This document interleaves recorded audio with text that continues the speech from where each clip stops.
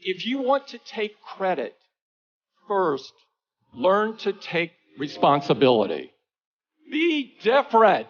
Leave something worthy. And always remember that you can't take it with you. You're going to have to pass it on. Silicon Valley is responsible for some of the most revolutionary inventions in modern history. From the first oscillator built in the Hewlett-Packard garage, to the iPhones that I know you're holding in your hands. Social media, shareable videos, snaps and stories that connect half the people on Earth. They all trace their roots to Stanford's backyard. But lately, it seems, this industry is becoming better known for a less noble innovation. The belief that you can claim credit without accepting responsibility. We see it every day now with every data breach, every privacy violation, every blind eye turned to hate speech, fake news poisoning our national conversation, the false miracles in exchange for a single drop of your blood.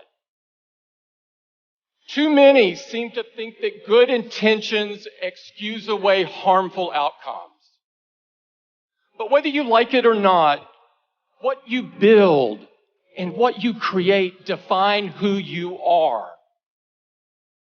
It feels a bit crazy that anyone should have to say this. But if you've built a chaos factory, you can't dodge responsibility for the chaos. Taking responsibility means having the courage to think things through. And there are few areas where this is more important than profit.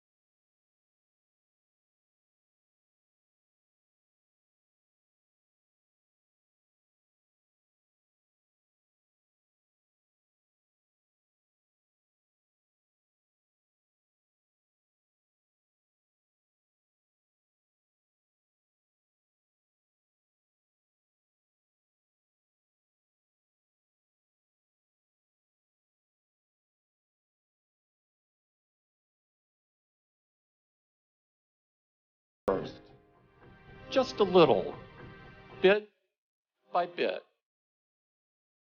Ironically, it's the kind of environment that would have stopped Silicon Valley before it had ever gotten started.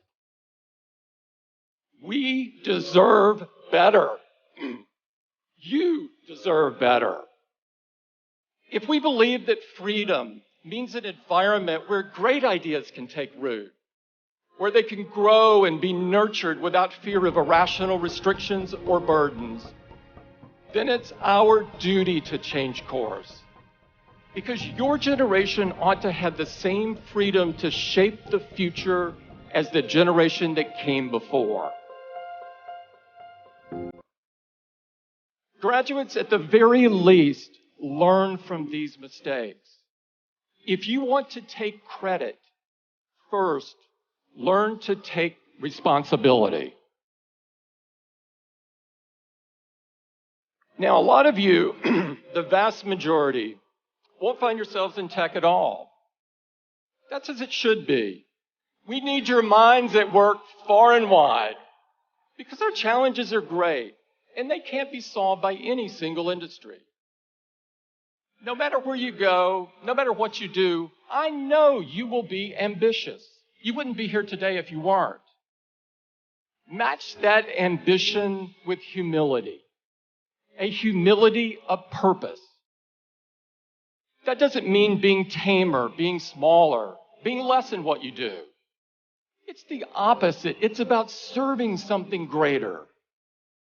Author Madeleine L'Engle wrote, "Humility is throwing oneself away in complete concentration on something or someone else." In other words, whatever you do with your life, be a builder. You don't have to start from scratch to build something monumental. And conversely, the best founders, the ones whose creations last and whose reputations grow rather than shrink with passing time, they spend most of their time building piece by piece. Builders are comfortable in the belief that their life's work will one day be bigger than them, bigger than any one person. They're mindful that its effects will span generations. That's not an accident. In a way, it's the whole point. Being a builder is about believing that you cannot possibly be the greatest cause on this earth.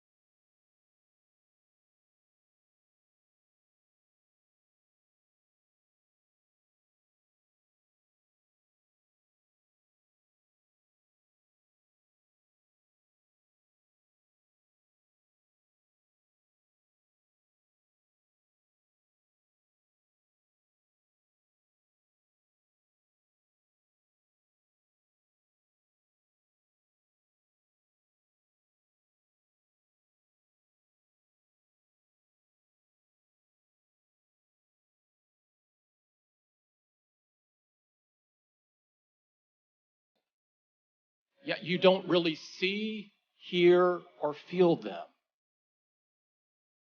But I could sense their expectations. When the dust settled, all I knew was that I was going to have to be the best version of myself that I could be. I knew that if you got out of bed every morning and set your watch by what other people expect or demand, it'd drive you crazy. So what was true then is true now.